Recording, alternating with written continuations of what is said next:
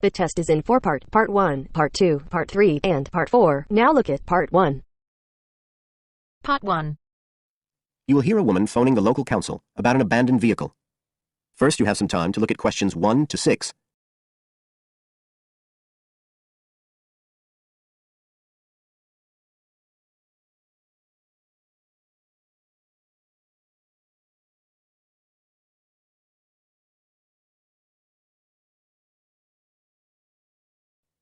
Now we shall begin. You should answer the questions as you listen, because you will not hear the recording a second time.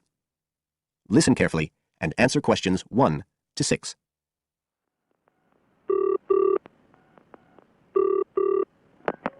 Environmental Health Department, Paul speaking. Oh, hello. I wanted to report a vehicle that's been left parked near where I live.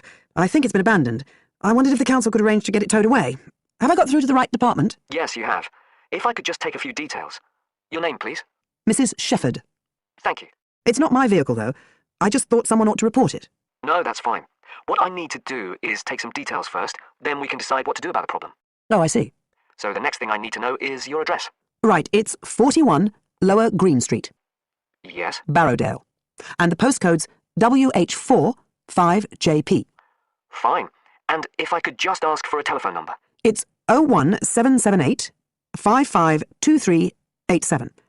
I'm out quite a lot, but you can just leave a message on the answer phone if you need to. Or I could give you my mobile number. That's all right, don't worry. Now, could you tell me a little more about this vehicle? You say it's been abandoned. Well, it certainly looks like it. Can you give me an idea of where it is? Yes, it's near the main road that goes through Barrowdale. Is that the A69? Yes, that's right. Now, there's a primary school just towards the end of the village, and then next to that, next to the children's playground, there's a field, and it's in there. Oh. I wonder how it got in there. Well, there's a gate to allow farm machinery in and out. I thought something ought to be done about it. The children from the school might start playing in the vehicle and lock themselves in or something. Yes, you were quite right to report it. And what type of vehicle are we talking about here? It's a van, actually. You know, the sort with just a couple of little windows at the back. Right. You don't happen to know the make and model, do you? Oh, yes. I went and had a look and got all the details. I thought you might need them.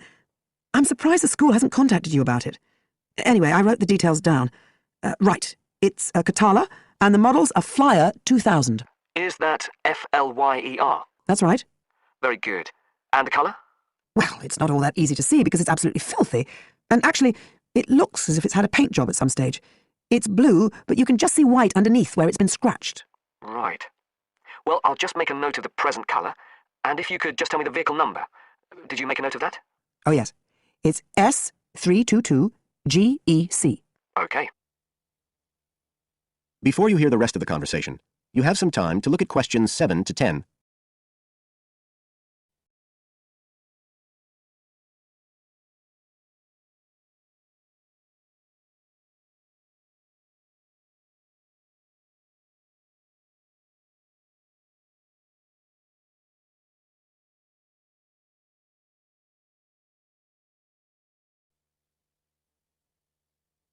Now listen and answer questions 7 to 10. And it sounds as if the general condition of the vehicle isn't too good, from what you say. No, it's pretty poor. It wouldn't be drivable. It's got a flat tyre and there's a crack in the windscreen. I reckon someone just wanted to get rid of it. That's usually the way. It's been there for nearly a week. No, it must be 8 days. I remember it was a Sunday morning when I noticed it. It wasn't there the day before. I walk past it most days on the way to the shops. I'd have thought the school would have reported it. Does the field actually belong to the school? No, it's part of Hill Farm Estate. Right. I'll just make a note of that. And I don't suppose you have any information about who might own the vehicle? No, I've no idea. So what will you do now? Well, we'll come and have a look and see if we can trace the owner. And if we can't, the vehicle will be removed as rapidly as the law permits. It could be anything up to 20 days. One thing I should say, I'm quite sure this doesn't belong to anyone round here. I'd definitely recognise it if it was from someone who lived here. So you don't think it was anyone local? Right. I'd say at a guess we're looking at a stolen vehicle here. I did wonder if it might have been. You hear such a lot about car thieves nowadays. Well, we certainly will be looking into that possibility. Anyway, thank you for contacting us, Mrs. Shepherd, and we'll keep you informed of what happens. Right. Thank you very much. Goodbye. Goodbye. That is the end of Part 1. You now have half a minute to check your answers.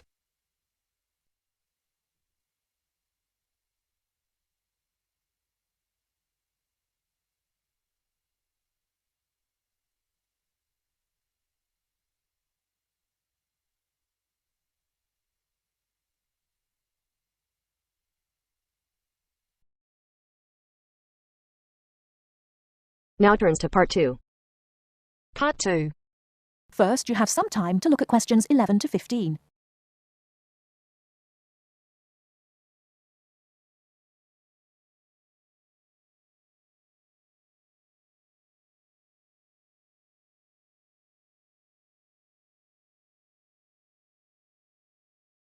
Now, listen carefully and answer questions 11 to 15.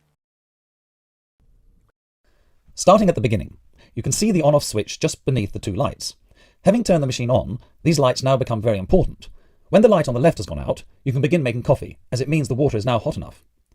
Next to that is the water level light. If this is illuminated, it means the machine does not have enough water. It is essential that you turn the machine off and add more water the moment this light comes on, otherwise you could damage the heating element. Once you have checked that both the heater light and the water level light are off, make sure the filter holder, that's the part with the handle just under the control panel, is in place. Once you have your cups ready, it is time to press the coffee delivery switch. That's the button just above the filter holder beside the boiler meter. Remember to take a quick look at the meter as it tells you the exact temperature of the water. On both the left and right hand side of the machine, on the same level as the filter holder, you can see the steam pipes used for heating milk. These steam taps need to be cleaned regularly to avoid blocking. And finally, if you do spill any coffee, don't worry. Just make sure that the drainage pipe at the bottom of the machine is leading into a sink or a suitable waste container. As with the steam taps, the drainage pipe needs regular cleaning.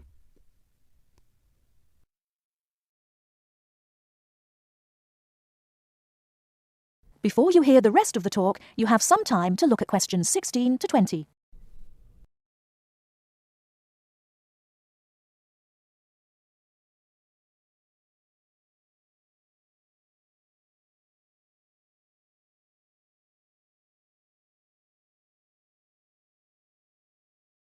Now listen and answer questions 16 to 20. First and most importantly, I'll tell you where you should go from tomorrow for your lectures and classes. The Health Sciences building is on the west side of the campus, opposite the library, beside the history department. As you are probably aware, there are 6 modules to the course, which will take a year to complete. That's 2 modules each term. In the first module of this term, you will be looking at current laws with regard to health and safety in the workplace. Don't forget that as you progress through the course, you should be building your thesis. This will need to be completed by the end of the year. Coursework will also be credited to your final grade, but the most important part of the course is the thesis. Now, the final thing I want to tell you, and again you should know this, is that there will be a number of guest speakers throughout your course. They will come from a number of different medical backgrounds, but they will all be giving you their views on the relevance of health sciences in their occupations. That is the end of Part 2. You now have half a minute to check your answers.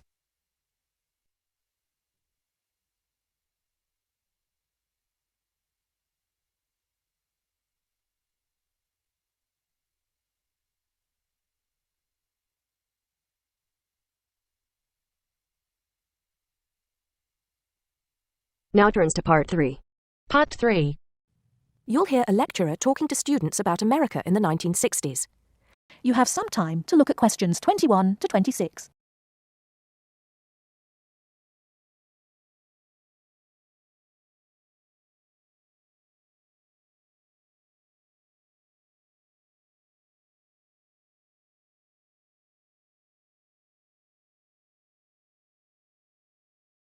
Now listen carefully and answer questions 21 to 26. We begin our examination of America in the 1960s with the usual caution. There is no sense in trying to understand any decade without looking at what came before. Those of you who still have outstanding coursework on the 1950s would do well to complete it now, if for no other reason than it will help make sense of the next series of lectures. But we must press on, and I'd like to begin my talk about the 60s with a reference to one of those things that came before, the post-war baby boom.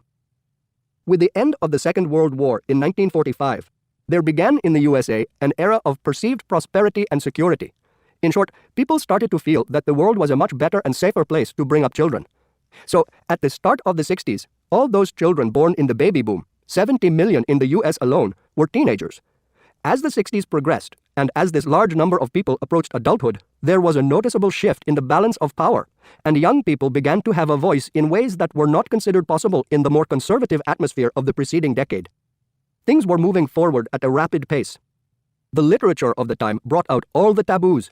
Everything was covered, such as race in, for example, the book To Kill a Mockingbird. The role of women changed, and equality for women, Well, let's just say that once certain books were published, women were no longer going to be satisfied with their roles as devoted wives and mothers. Through literature alone, the whole fabric of society was challenged, and by the end of the 60s, things would never again be as they had pretty much been for the preceding 40 years. It was a decade of protest, civil rights protests, feminism, the rights of minorities, the Vietnam War. All these causes led to peaceful and not-so-peaceful protests on college campuses and elsewhere. People had been given freedom of speech and they were going to use it.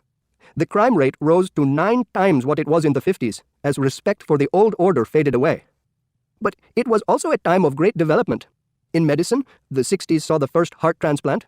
In technology and the space race, where we saw the first American in orbit and lasers being invented at the start of the decade, and the first man on the moon, and the first primitive internet at the end. Before you hear the rest of the talk, you have some time to look at questions 27 to 30.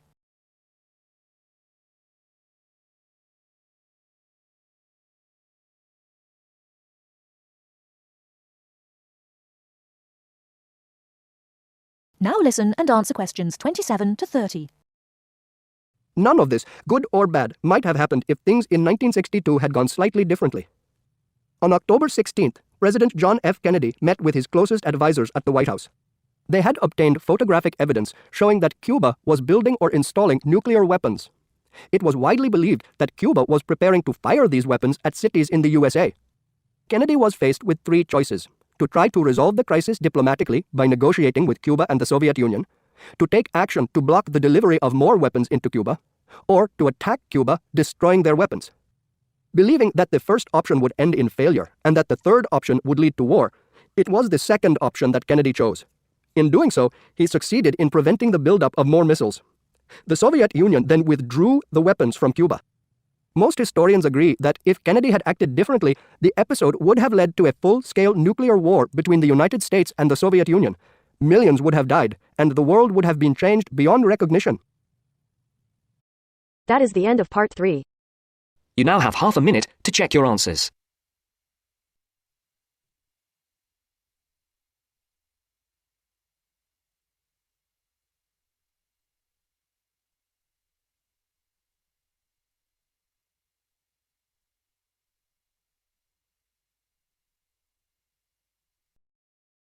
Now turns to part 4.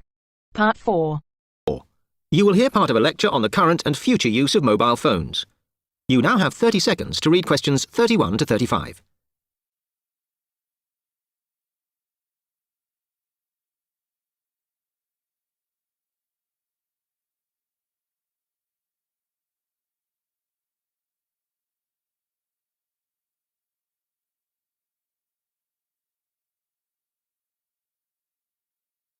Okay, now today we're looking at changes in communication, and specifically changes that have just happened or are likely to happen in the next few years. Key to this is the mobile phone, which is increasingly being seen as an all-purpose system rather than just a phone. If you only use your phone for texting and making calls now, you will be amazed at how you'll be using it in the future. The technology has been developed for a range of other uses. For example, phones could be used so that if you are meeting someone and they get lost, you could send them a map of your location to help them. This will save all those complicated explanations over the phone and our poor friends or colleagues trying to drive and find out where they are at the same time. And if you get bored waiting, or if you're traveling, for example, you will soon be able to see TV news on your phone as it is actually being broadcast. This means that you won't have to miss any of your favorites if you were away for a few days. Most people have got used to texting now, and young people send pictures to each other. But what is exciting is the possibility of putting music with them before you send them. And it's not all frivolous. Phones are going to become even more critical in business and education. Some recent developments have a highly practical usage. So, for example, as lecturers, we will be able to send everybody a text to let them know if lectures have been cancelled.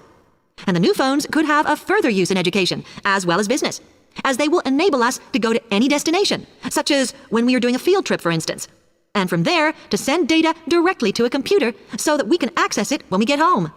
This means we will no longer be limited by what the phone can store. You now have 30 seconds to read questions 36 to 40.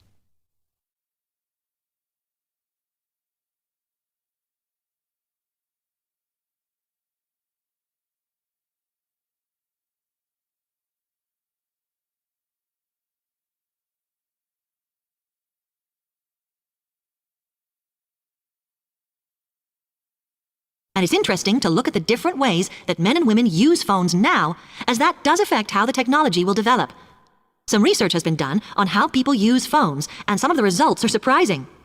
One of the increasing usages of mobile phones is to get all sorts of data, such as phone numbers, the weather, train times, etc. And while there's been an attempt to set up connections with things that women might be interested in accessing, it is overwhelmingly men who do this.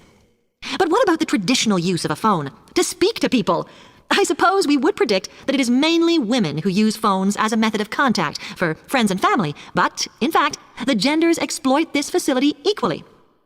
I've spoken about the increased business usages that phones will offer, and I suppose we would associate this usage with men. The survey picked up, though, that women are often working from home or catching up with work in the evenings, so they use phones in this way as much as men do. Most of us are aware we can store photos on our phones. It's an ideal method of capturing a moment wherever you are.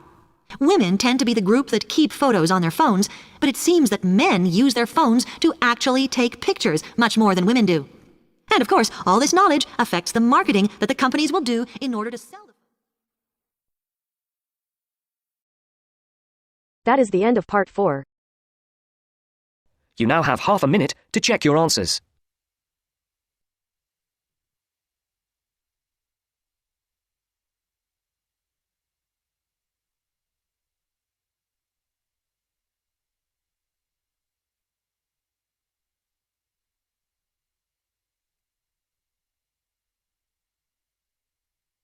That is the end of the test. You now have 10 minutes to transfer your answers to your IELTS listening answer sheet.